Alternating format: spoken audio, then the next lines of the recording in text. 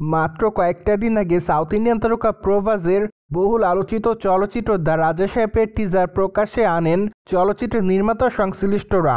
তাছাড়া টিজারটি অবশ্য প্রকাশ্যে আসার পর চলচ্চিত্রটি দেখার জন্য দর্শকদের মধ্যে বেশ কৌতূহল দেখা যায়। পাশাপাশি অবশ্য এক শ্রেণীর দর্শক সামাজিক যোগাযোগ মাধ্যমে চলচ্চিত্রের টিজারটি দেখার পর ভিএফএক্স নিয়ে নানা রকম সমালোচনা করেন।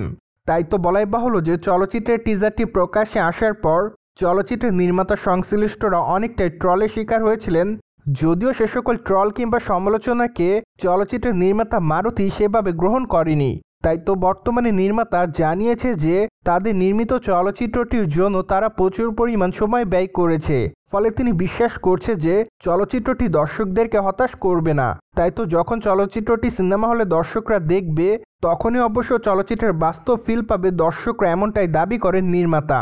তা তো অবশ্য হতেই পারে, কেননা এই চলচ্চিত্রটির জন্য নির্মাতা মারুতি অনেকটা সময় ব্যয় করেছে।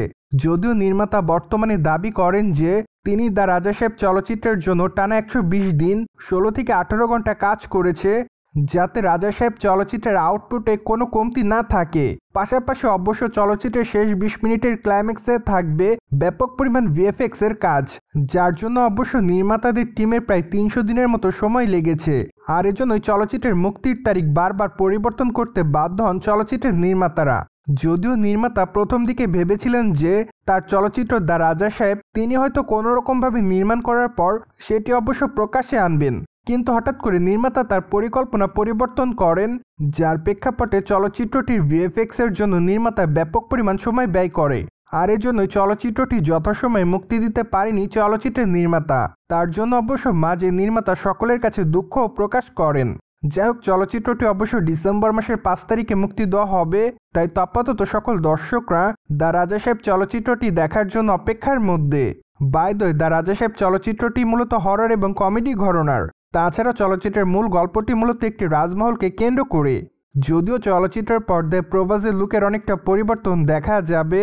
পাশাপাশি অবশ্য চলচ্চিত্রটি তার অভিনয় করতে দেখা যাবে সঞ্জয় দত্তকে। এদিকে অবশ্য সম্প্রতি চলচ্চিত্রের টিজার দেখে এইটুকু বোঝা যাচ্ছে যে চলচ্চিত্রের পর্দায় হয়তো রাজমহলের ভূতের চরিত্রে দেখা যেতে পারে সঞ্জয় দত্তকে। তাছাড়া রাজমহলের সঙ্গে অবশ্য সঞ্জয় দত্তের কোনো ঘনিষ্ঠ সম্পর্কও থাকতে পারে, যা নিয়ে মূলত চলচ্চিত্রের গল্পটি সাজিয়েছে চলচ্চিত্রের নির্মাতা।